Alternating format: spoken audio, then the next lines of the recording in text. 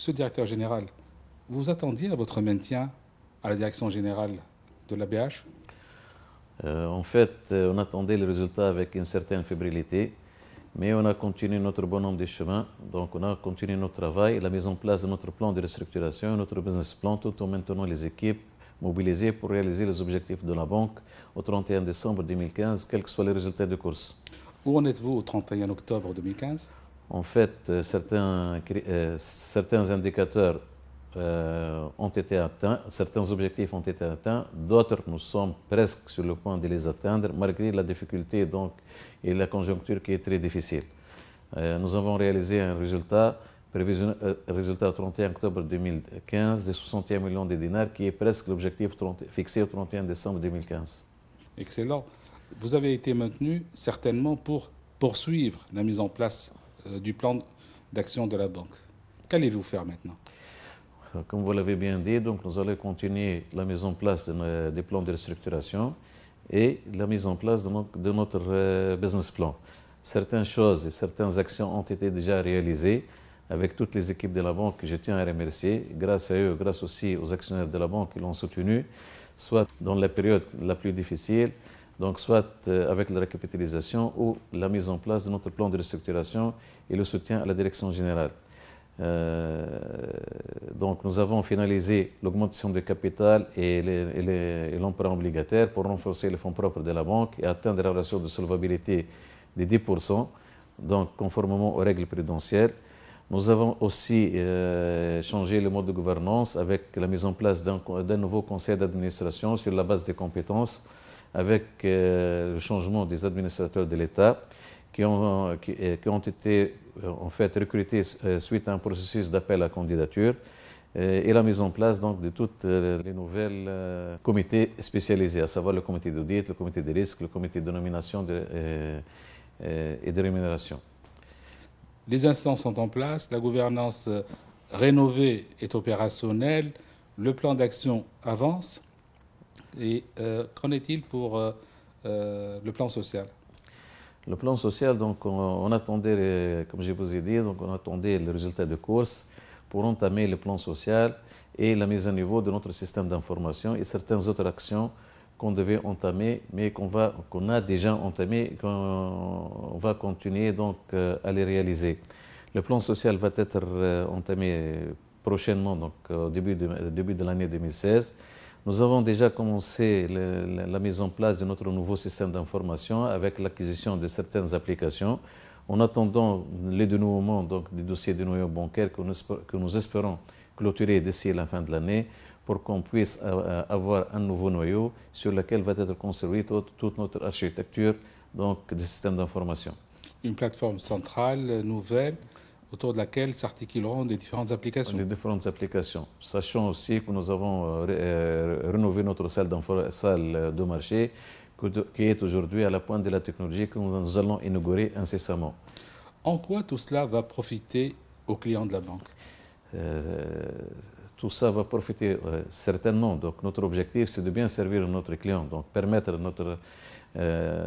notre personnel de travailler dans de bonnes conditions pour mieux servir les clients et offrir un service de qualité. C'est ça notre objectif ultime. C'est-à-dire concrètement, plus de rapidité dans le traitement des dossiers? Plus de rapidité dans le traitement des dossiers, plus de fournir une information fiable à notre clientèle, donc offrir, comme je vous ai dit, un environnement de travail convivial au personnel pour mieux servir le client. Vous allez continuer à développer le réseau des agences? Oui, nous avons déjà entamé un programme de rénovation de notre réseau avec un objectif donc, de renforcement à travers l'acquisition de nouveaux points de vente dans des zones stratégiques pour accaparer une nouvelle clientèle, que ce soit corporate ou particulière. Donc pour étoffer notre réseau et étoffer notre base clientèle. Et aussi, nous avons déjà commencé avec la nouvelle politique commerciale, donc de diversifier donc, notre offre de produits donc pour capter une nouvelle clientèle à fort potentiel. Vous êtes la banque du logement, vous êtes la banque d'habitat, vous êtes la banque de la famille. Est-ce que vous allez toujours vous concentrer sur la côte, sur les zones à grande profitabilité, ou vous allez aller vers l'intérieur? comme vous le savez, donc, nous sommes leaders sur le marché des particuliers, sachant donc que le produit phare, c'est le produit logement qui accapare 25% de notre portefeuille. Donc nous allons continuer dans cette politique d'être toujours le leader sur le marché des particuliers et essentiellement dans le crédit logement. Donc pour permettre aux Tunisiens, que ce soit au moyen d'acquérir son logement, qui est le rêve de tout Tunisien. Vous avez atteint plus de 700 000 crédits logements durant 40 ans.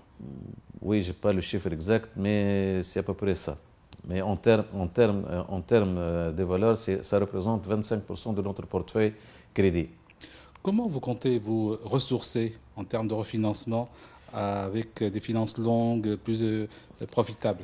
Oui, nous avons déjà donc renforcé les fonds propres de la banque. Nous avons lancé un emprunt obligataire qui a été donc clôturé au bout de quelques jours. Nous avons aussi la marge pour lancer un nouveau emprunt obligataire pour renforcer les ressources longues de la banque, sachant que nous sommes en contact avancé avec certains bailleurs de fonds étrangers pour avoir des ressources longues pour qu'on puisse financer donc notre clientèle sur des lignes de crédit longues. Pour la PME, pour le corporate de manière générale? Nous avons déjà une ligne de cogénération qui a été épuisée. Nous sommes en train de discuter avec la Banque mondiale pour renouveler cette ligne qui a connu un succès, un franc succès. Nous avons aussi une ligne avec la BAD, aussi pour la cogénération. Nous allons aussi la renouveler puisqu'elle a été épuisée. Nous sommes en contact aujourd'hui avec l'ABC pour une ligne de crédit donc de 30 millions d'euros.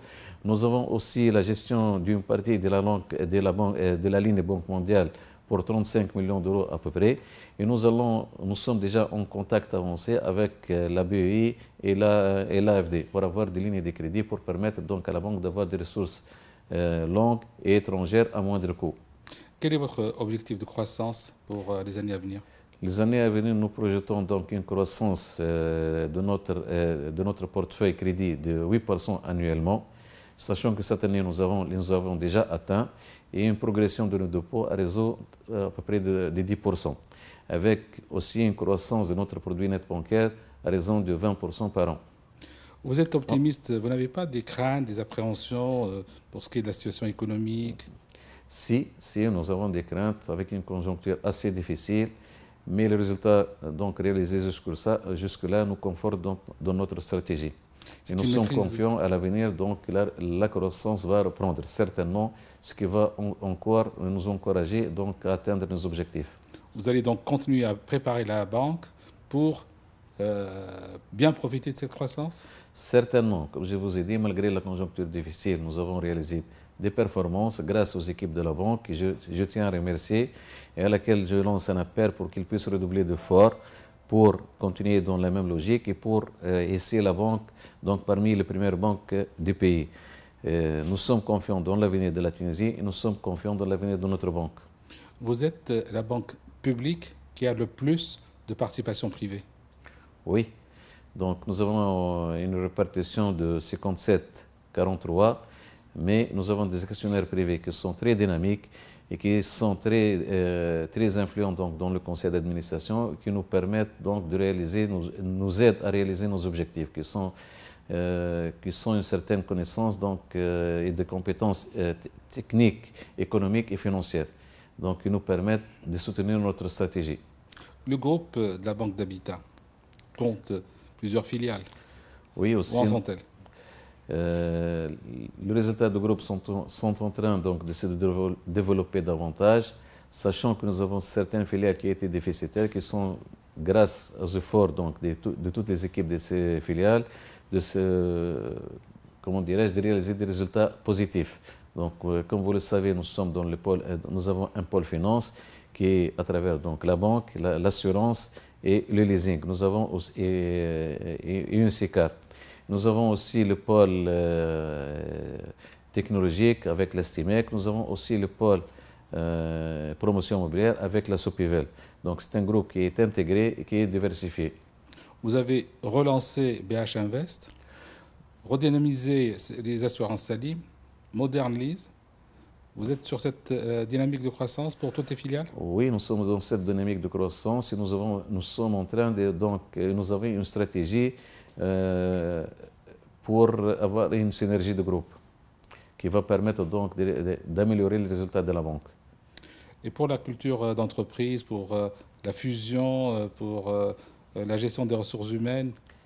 C'est dans le cadre du renforcement donc, de notre stratégie. Nous avons lancé, pour renforcer donc, la culture d'entreprise, nous avons lancé un appel d'offres. Nous avons un cabinet qui travaille avec les équipes de la banque sur cette nouvelle dynamique pour avoir une culture d'entreprise et pour recentrer donc, les efforts de toutes les équipes autour d'un seul objectif. Vous allez procéder à de nouveaux recrutements? Certainement. Donc, la banque a besoin de nouvelles compétences. Nous allons, donc, dans le cadre de notre plan social, lancer donc, un recrutement de 300 personnes sur 3 ans. 300 personnes sur 3 ans? Sur 3 ans, donc, pour répondre donc, à notre développement des réseaux et avoir certaines compétences dans certains services dont la banque aujourd'hui n'a pas l'expertise nécessaire. Pour ce qui est de votre participation à l'étranger? Comme vous le savez aussi, nous détenons certaines participations dans des banques étrangères, à l'instar donc de la BH du Congo et au Burkina Faso. Et nous avons pris la décision au sein du conseil d'administration de lancer une société à l'international avec des partenaires tunisiens privés qui souhaitent donc se développer à l'international pour que cette société puisse donc avoir des participations dans des banques africaines et pour que nos investisseurs puissent avoir le soutien financier nécessaire sur place. Maintenant que vous êtes maintenu à la tête de l'ABH, vous avez signé un contrat avec l'État sur des objectifs précis. Quels sont ces objectifs? Comme je vous ai dit, donc, les objectifs sont fixés dans le plan de restructuration et dans les business plans. Donc, ce sont ces objectifs-là sur lesquels sera établi donc, le contrat-programme avec le ministère des Finances. Vous êtes optimiste pour les atteindre? Certainement, certainement. Il faut être optimiste. Je suis optimiste de nature. Et avec le conseil d'administration et toutes les équipes de la banque, rien n'est impossible. Donc nous pouvons relever tous les défis et les résultats réalisés jusque-là nous confortent dans notre stratégie. Et vous allez créer la BH 2.0? Certainement. Donc nous travaillons dessus et certainement en 2016, elle aura certainement lieu. Merci, Monsieur le Directeur Général. Merci à vous.